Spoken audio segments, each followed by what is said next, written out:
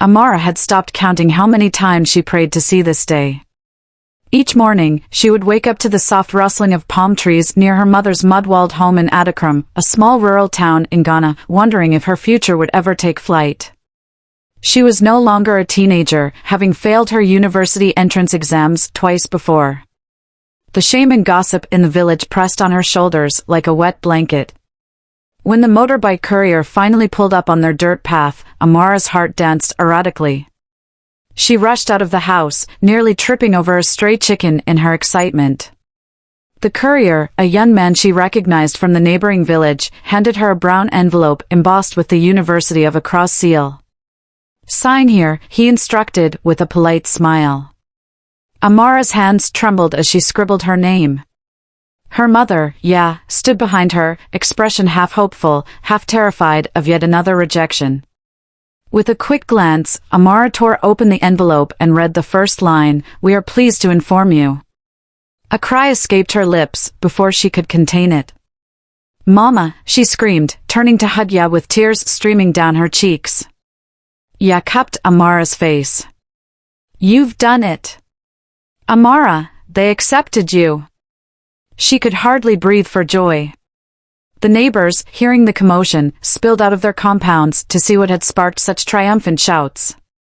Women from across the road approached to congratulate them, though some carried that skeptical glint in their eyes. "Ah, you mean she really got in?" asked one woman, giving an incredulous stare. Amara ignored the doubters. This single moment, the acceptance letter rustling in her hand, was enough to obliterate years of mockery. For once, hope replaced the stifling weight of failure. She was going to Accra, she was going to make something of herself. Hope, however, had a price tag. The moment the euphoria settled, Amara realized they had no money for the admission fees or even basic necessities.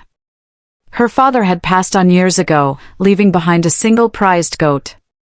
In Adakram, goats symbolized wealth or security, especially if you had only one. Amara's father, Kofi, had been passionate about rearing animals. This last goat was more than livestock, it was a sentimental connection to him. Whenever he thought of selling it, her heart would rebel, telling her it was the last tangible memory of her husband's dreams for the family. But now, faced with an acceptance letter that would expire if fees weren't paid, Ya made a decision. One crisp morning, she walked into the small wooden pen behind their house. The goat, tied to a short stake, stared up at her with dark, trusting eyes. "Are you sure about this, Mama?" Amara asked in a trembling voice, arms folded across her chest. "Your father wanted the best for you," Ya replied softly. "What use is a goat if you don't fulfill your destiny?" The next day, they took the goat to the weekly market. The buyer, a traveling merchant from a larger town, haggled fiercely, trying to lower the price. Ya stood firm, tears threatening to spill as she insisted on a fair amount. Eventually, she walked away with just enough sadies in her hand to cover Amara's first tuition installment. That evening, as mother and daughter counted out the money on the small table in their living room, the wind outside rustled the banana leaves in a mournful hush. In the corner of the dimly lit room, the empty goat pen seemed to mirror the sacrifice they had just made. Amara swallowed hard. "Mama, I promise I won't waste a single pasewa. I'll make you proud, and Papa, too." Ya didn't speak. She simply pulled Amara close, feeling the weight of a dream that now had the chance to come alive. The day Amara was to leave for Accra came quickly. The entire village gathered to see her off, some with genuine well-wishes, others with thinly veiled envy. A battered bus, color-faded from years of dusty roads, honked noisily at the makeshift bus stop. The driver, an older man with kind eyes, agreed to carry Amara's few belongings for a reduced fare. Before Amara climbed aboard, Ya held her back, pressing a small cloth bundle into her daughter's hand. "It's gari and groundnuts," she explained, referencing the popular staple. "You might go hungry before your next meal in the city." Amara nodded, struggling to keep her emotions in check. She glanced around at the familiar sight of villagers balancing pans on their heads, children running half-naked after chickens, and the single communal tap that always had a queue. Soon, all of this would become a distant memory, something to hold on to when city life got rough. "Mama, I'll come home as soon as I can," Amara promised, tears welling up in her eyes. Her mother hugged her tight, whispering, "Be careful, my child. The city is not like here." Just then, the driver hollered, "Young lady, we're leaving in 1 minute." Amara squeezed her mother's hands one last time before boarding. The bus sputtered, belching thick smoke as it rumbled out of Adikram. Looking out the dusty window, she watched her mother and a cluster of neighbors wave until the bus turned a corner and the village disappeared from sight. Her heart pounded with a mix of excitement and dread. She was on the road to Accra, a world she had only seen in newspapers and heard about in stories from traveling traders. As the bus lumbered on, Amara clutched her cloth bundle. She thought of the goat, the sacrifice, and the dreams that now rested squarely on her shoulders. There was no turning back. The University of Accra campus astounded Amara the moment she stepped off another bus in the city center and took a taxi to the campus gates. Tall buildings, paved roads bustling with cars, and well-dressed students hurrying about, it felt like stepping onto another planet compared to Adikram. She dragged her small suitcase across the polished floor of the female dormitory. The aroma of fried plantain wafted from somewhere nearby, and distant laughter echoed through the corridors. Finally, she reached her assigned room, 2B. Pushing open the door, she found Zanel, her new roommate, lounging on a bed adorned with satin sheets. Zanel wore designer clothes, flashy jewelry, and exuded an air of city sophistication that made Amara suddenly conscious of her own worn sandals. "Hi!" Amara ventured nervously. "I'm Amara, your roommate." Zanel gave her a quick, appraising look. "Welcome," she said with a warm smile that made Amara relax. "I'm Zanel, second-year business major." As Amara settled her suitcase near the empty bed, she noticed designer shopping bags piled near Zanel's desk, Chanel, Louis Vuitton, Gucci. She couldn't help but stare. How does a student afford all this? She wondered. Yet, she kept her questions to herself. That evening, they bonded over a meal at a local eatery just off campus. Zanel offered to pay, brushing aside Amara's timid protest. "Don't worry about it," she said. "I like treating new friends." Although the gesture seemed kind, something about the casual mention of her expensive lifestyle nudged at Amara's conscience. She recalled her mother's warning, "The city is not like here. Be careful." Still, her roommate's radiant confidence was enticing. Zanel sparkled like a gem, and for a moment, Amara found herself wishing she could shine just as brightly. Days turned into weeks, and Amara's studies began in earnest. The coursework was demanding, long hours in the library, lab sessions, and relentless assignments. She spent her free time either studying or working a part-time job at a campus cafe to help with expenses. Meanwhile, Zanel's habits baffled her. The girl skipped classes often, yet always seemed to have money. Every evening, Zanel would come back late, sometimes with shopping bags, sometimes dressed in shimmering party outfits. She'd talk about VIP sections in clubs, wealthy friends, and exclusive events. One Friday night, as Amara was trying to finish an essay on the effect of microfinance in rural Ghana, Zanel waltzed into the room. She tossed her bejeweled purse onto the bed. "Girl, you can't bury yourself in books forever," she teased. "There's more to university life than just studying." Amara looked up, blinking. I am just trying to keep my grades up. My mother sacrificed everything for me to be here." Zanel sat on her own bed, crossing her legs elegantly. "Yes, I understand," she replied, feigning empathy. Then her eyes lit up. "But you should come out with me tomorrow. There's a party. You'll get to meet people who can help you, you know, financially, socially, everything." Amara paused. She needed money, that was true. The second installment of her tuition was looming, and her part-time job barely made a dent. "What kind of people?" she asked quietly. Zanel smirked. "Sugar or salt? That depends on you." But money is money, sweet girl. Some older, very connected men will be there. A knot formed in Amara's stomach. She thought of her mother, of the single goat sold, and the future she so desperately wanted.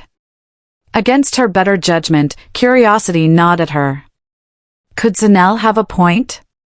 Did she have the solution to Amara's financial woes? The next evening, Zanel persuaded Amara to attend a birthday party for one of these so-called connected men. It was held in a posh hotel suite, complete with a stunning view of the city skyline. The music thumped with a heavy bass, and the air smelled of expensive cologne and champagne. Amara stood awkwardly by the window, sipping a soft drink. She wore a borrowed dress from Zanel, a bit too tight, but it made her feel a flicker of excitement. Soon, a tall man with flecks of gray in his beard approached. He introduced himself as Mr. Yaboa, a businessman. His charm was immediate, and he seemed to relish the chance to meet a fresh face. "You're different from the usual crowd," he said with an approving nod. "Let me guess, first-year student?" Amara managed a polite smile. "Yes, at the University of Accra. Studying economics." "Very admirable," he replied. After a brief pause, he continued in a lowered voice, "You know, a bright girl like you deserves better than part-time cafe jobs. I have a beach house about an hour outside Accra. You could join me there for a weekend, no pressure, just a nice getaway." Alarm bells rang in Amara's mind. Still, she recalled her fear about not having enough money for tuition. "That's very kind, sir," she said hesitantly. His next words made her heart pound. "I'll pay your rent for the year if you agree. You can even bring your friend Zanel." But, he leaned in, eyes lingering on her in a way that made her skin crawl, "I'd prefer the weekend, just you and me." Feeling her face grow hot, Amara stammered something about needing to think. The entire offer seemed surreal, yet dangerously tempting. As she excused herself to the bathroom, she spotted Zanel laughing nearby, surrounded by a few men. She was in her element. Amara wondered if her roommate had been receiving similar deals all along and accepting them. After the party, Amara began experiencing vivid nightmares. In Ghanaian folklore, there were stories of mamiwata, seductive water spirits known to lure unsuspecting souls. One night, she dreamed she was at a beach, wading into shallow waters. Suddenly, a strong current dragged her under. She heard a distant voice that sounded like her mother, warning her to swim back. But her legs felt heavy, and she couldn't reach the shore. She woke up drenched in sweat, gasping. A cold fear gripped her. Why was she dreaming of drowning? Could it be the guilt and conflict she felt about Mr. Yaboa's proposal? The next few nights offered little relief. Each time, the dream recurred, slightly altered. Sometimes she heard chanting. Other times, she saw flickering shadows along the shore. In every version, she was pulled under, choking on salt water. One morning, Zanel noticed Amara's puffy eyes and pale expression. "Are you okay?" she asked, looking genuinely concerned for once. "Just nightmares," Amara mumbled, pressing her palms to her temples. She could still feel the phantom hands dragging her down into the dark ocean. To distract herself, Amara dove deeper into her studies, working tirelessly at the cafe whenever she wasn't in class. But looming in the back of her mind was the harsh reality: she needed more money. Each day brought her closer to the deadline for the second tuition installment. So when she received a text from Mr. Yaboa that afternoon, asking if she'd given any more thought to his weekend invitation, she felt a tangled swirl of dread, curiosity, and desperation.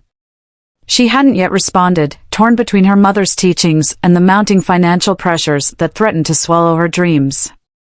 Meanwhile, back in Adikram, Ye felt an unshakable heaviness in her spirit.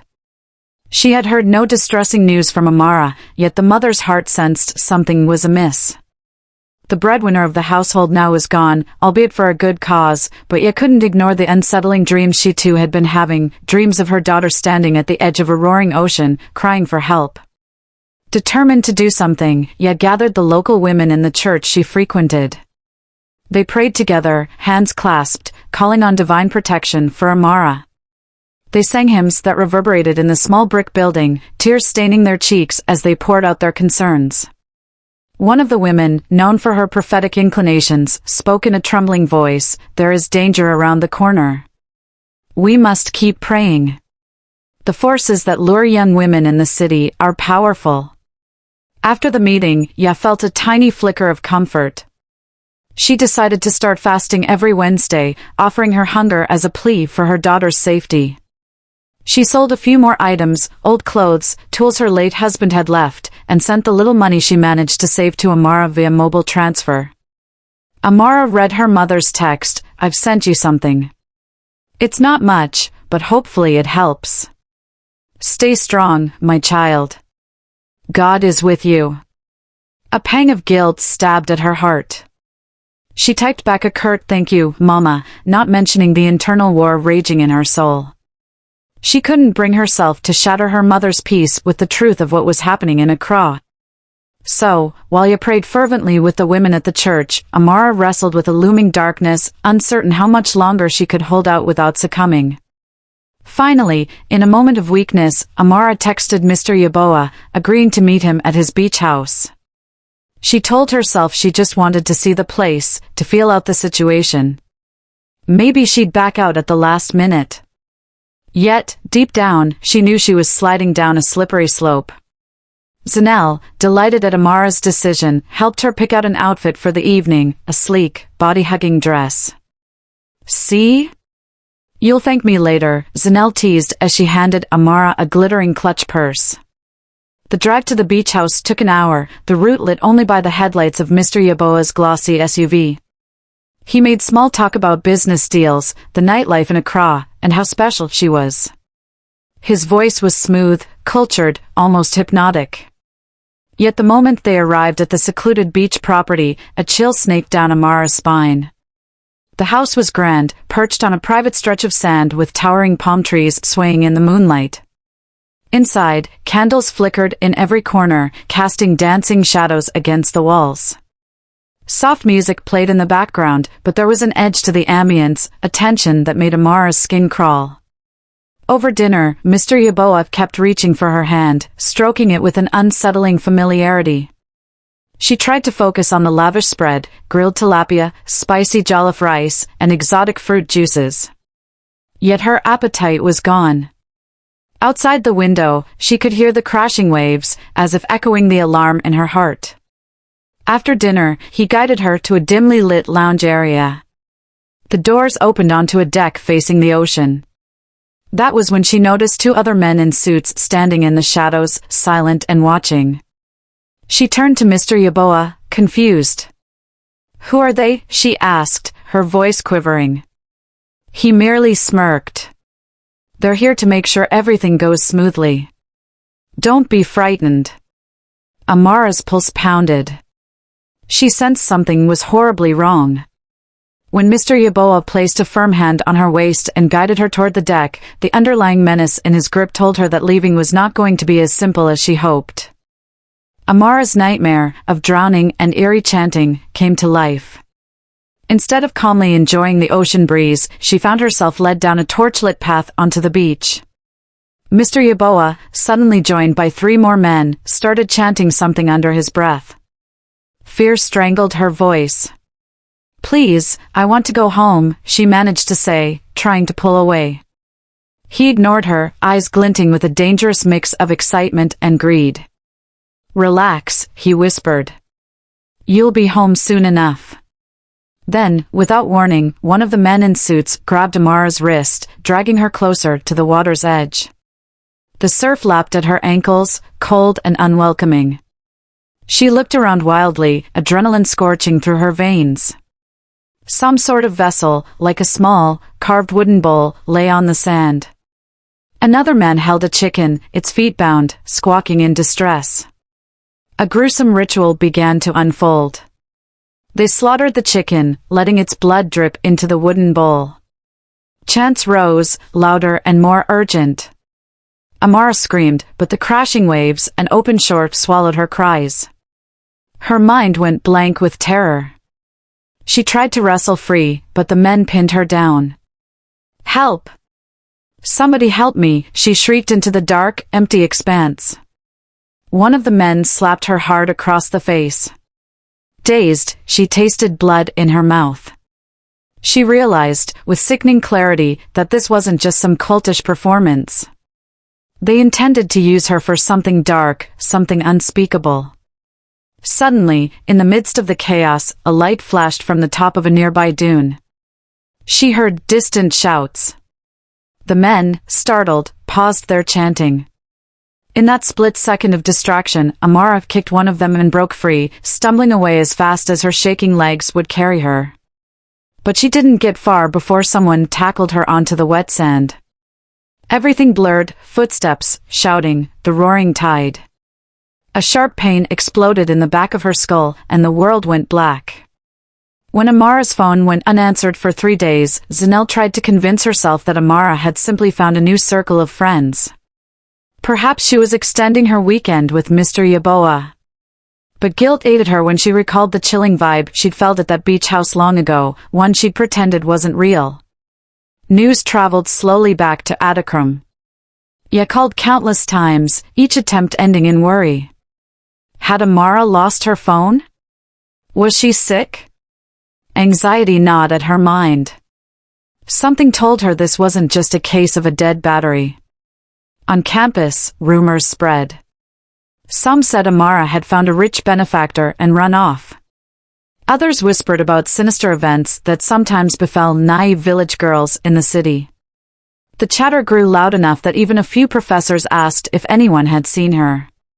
Eventually, Zanelle could no longer keep up the facade of nonchalance. She visited the police station, but the officers barely glanced at her report. "University girls go missing sometimes," one of them said dismissively. "They usually turn up after a few days. But she's not that kind of person." Zanelle insisted, tears pricking her eyes. She would never disappear without telling someone. The officer shrugged. "We'll note it down, but no promises." Frustrated, Zanelle left, her mind churning with guilt and dread. She felt responsible. Had she lured Amara into a trap? Memories of Mr. Yaboa's parties suddenly took on a darker hue in her mind. She thought of calling him, but a knot in her stomach told her not to. If Amara truly was in danger, it was likely connected to him. Days passed with no word, no trace. Amara was simply gone. In an era of smartphones and instant uploads, the viral storm began with a single 30-second clip posted on social media.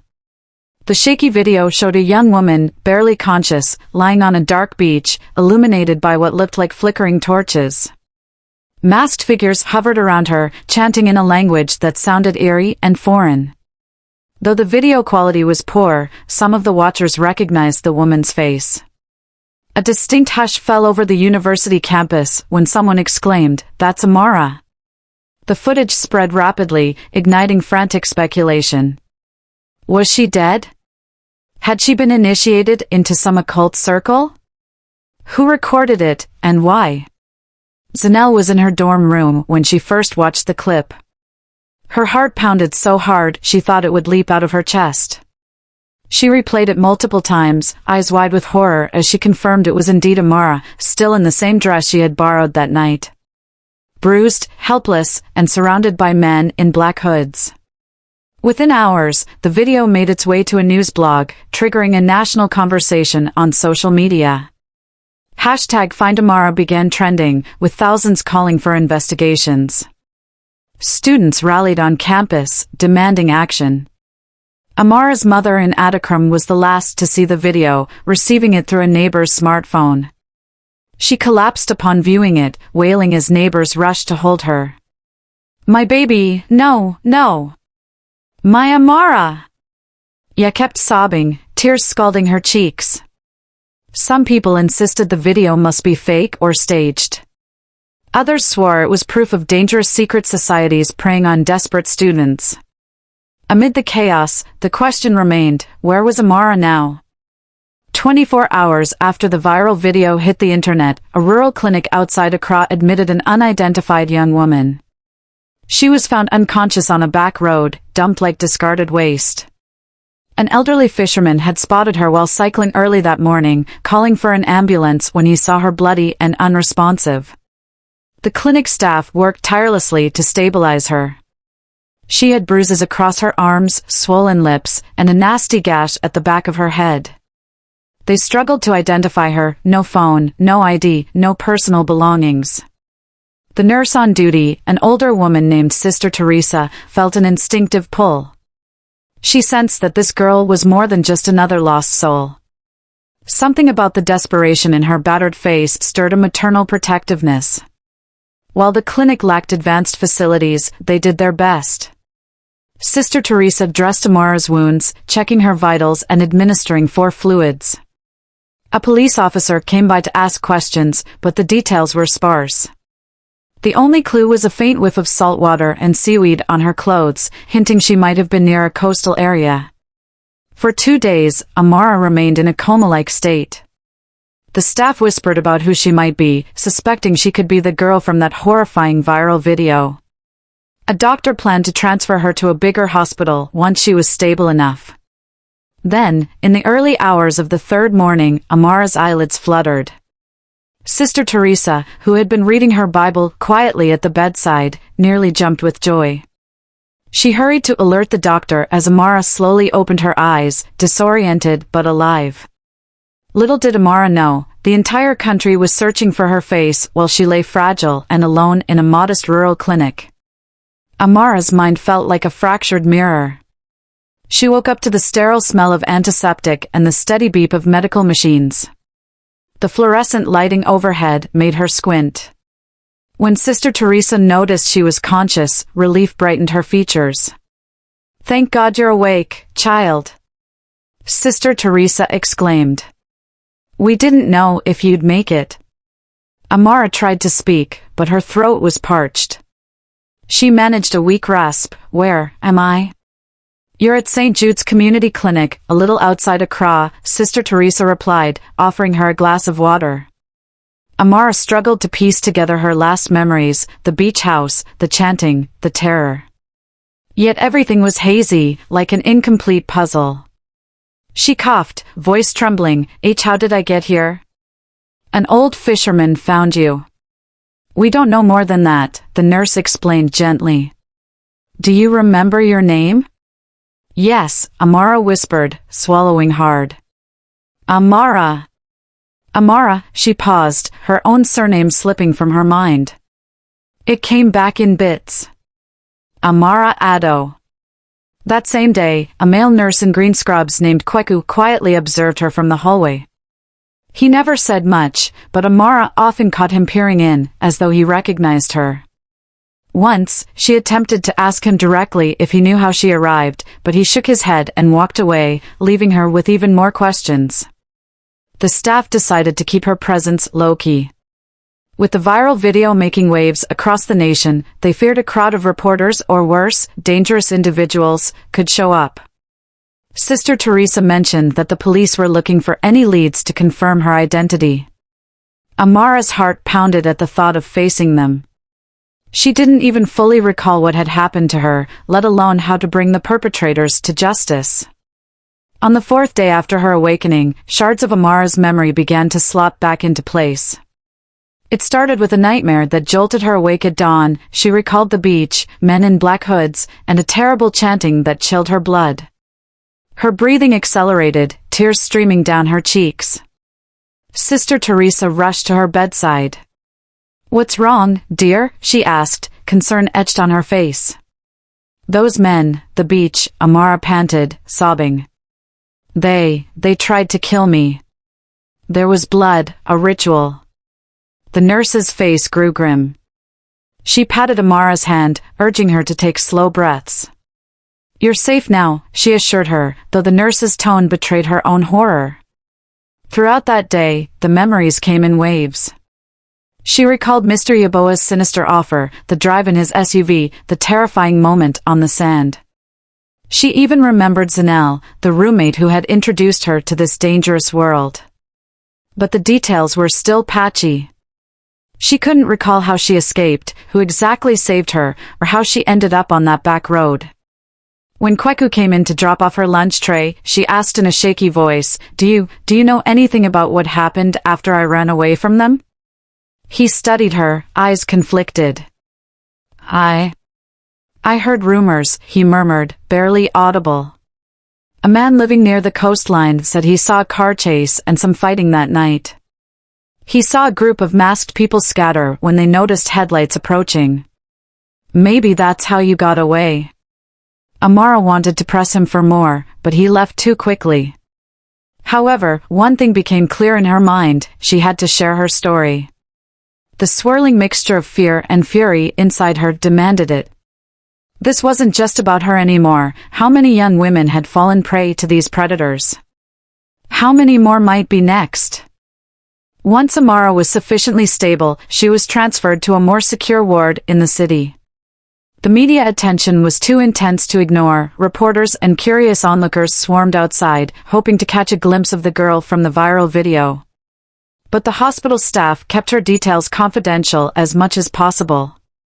Despite her initial desire to remain hidden, Amara realized she needed to go home. She yearned to see her mother, to reassure her she was alive.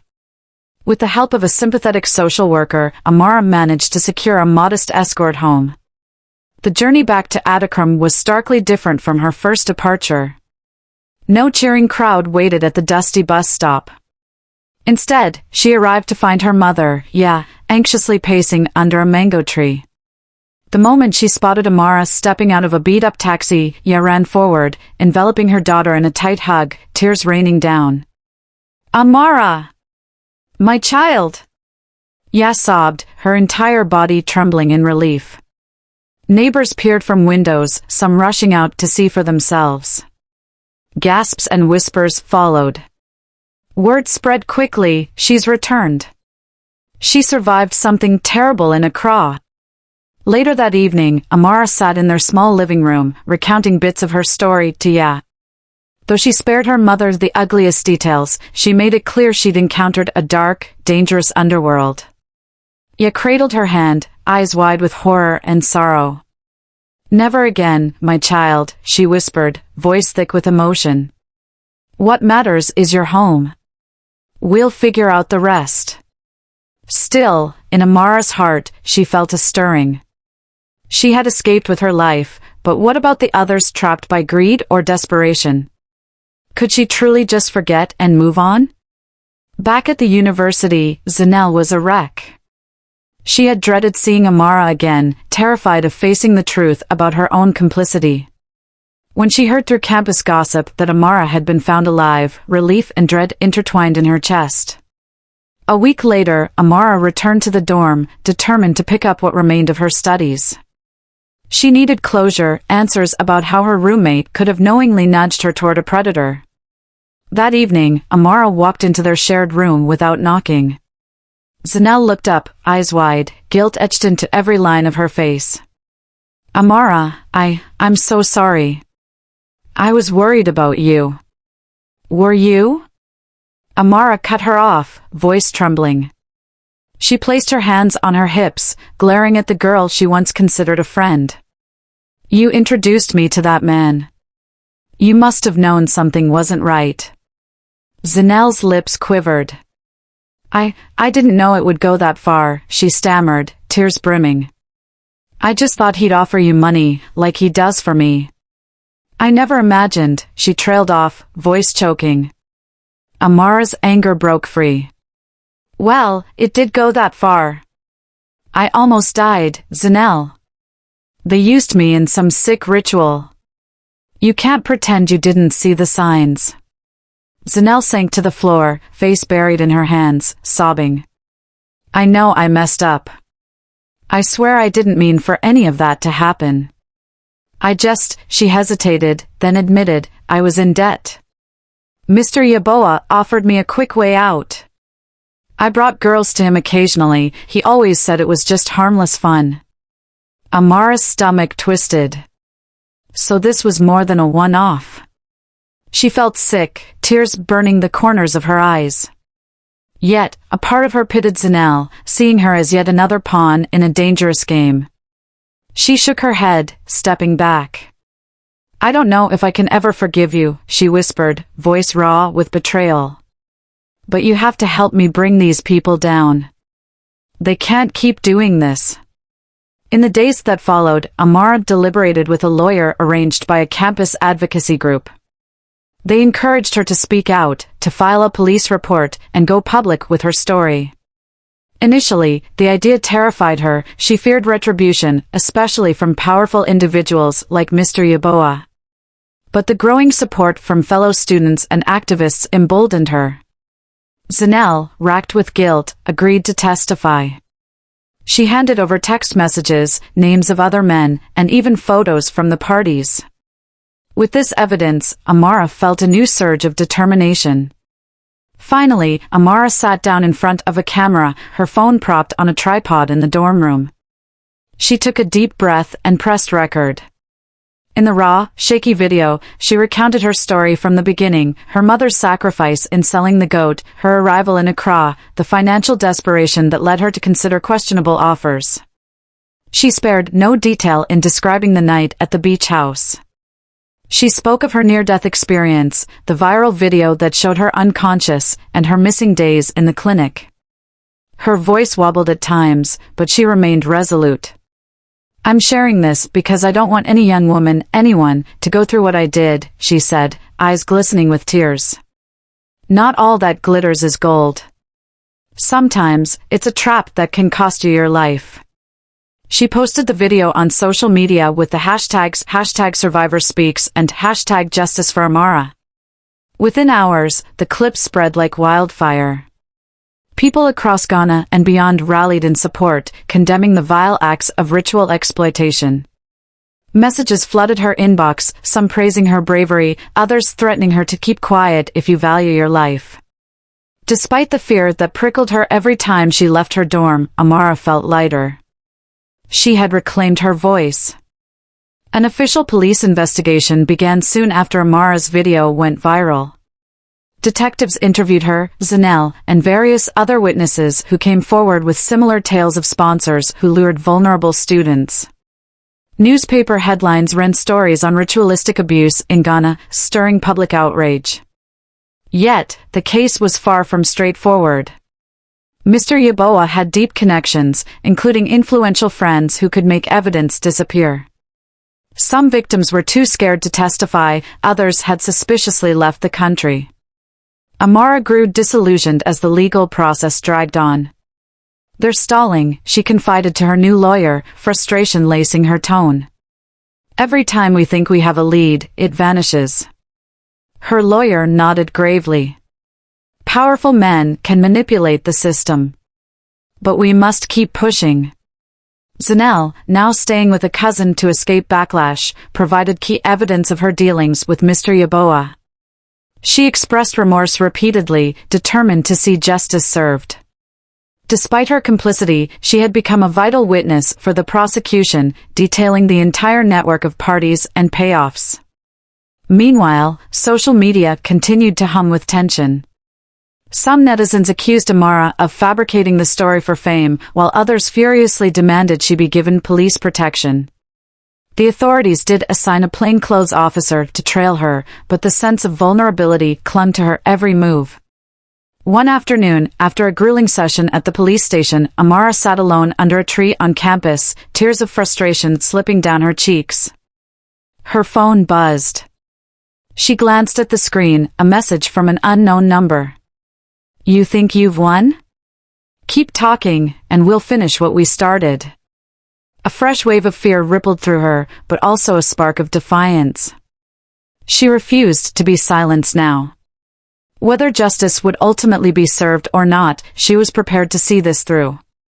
In the end, Amara did what few survivors had managed to do. She documented everything in writing and published it. Late at night, in her dorm, she typed out a digital journal, an unfiltered account of her experiences. She called it "Not All That Glitters," a cautionary tale for young dreamers. Combining diary entries with factual evidence, she exposed the underbelly of campus predation and ritual exploitation. Amara detailed the red flags she had missed, the manipulative tactics used by Zanel and Mr. Yaboa, and the unbreakable bond with her mother that ultimately saved her life. When she was done, she uploaded the document online, sharing links with advocacy groups, student forums, and major Ghanaian social media influencers. The diary spread swiftly, prompting discussions in classrooms, churches, and local gatherings. Teachers used it as a cautionary lesson. Parents read it, tears in their eyes, realizing how easily their children could fall into peril. Though the legal battle dragged on, with Mr. Yaboa denying all accusations and wealthy allies aiding him, the court of public opinion was swift and damning. His reputation was tarnished. Other victims stepped forward, bolstered by Amara's courage. Back in Adikram, Ya read every word of the diary her daughter had written. She marveled at Amara's resilience, the near-miraculous string of events that ensured her survival. She felt both sorrow and pride, sorrow for the horrors her child endured, pride for the brave woman she had become. Amara, too, felt a sense of closure. Though scars remained, physical and emotional, she had turned her pain into a beacon, lighting a path for others. She stood one afternoon at the village's edge, gazing at the humble clay house that had once been her entire world. In her heart, she whispered a silent promise to her late father, "I will keep fighting, Papa. And I won't let your sacrifice be in vain." Even if full justice would take time, her story had already changed countless lives. It became a clarion call, to heed warnings, to cherish family, and to understand that sometimes, the greatest test of character comes not from the lack of opportunity, but from the tempting offers that lead to destruction. The end.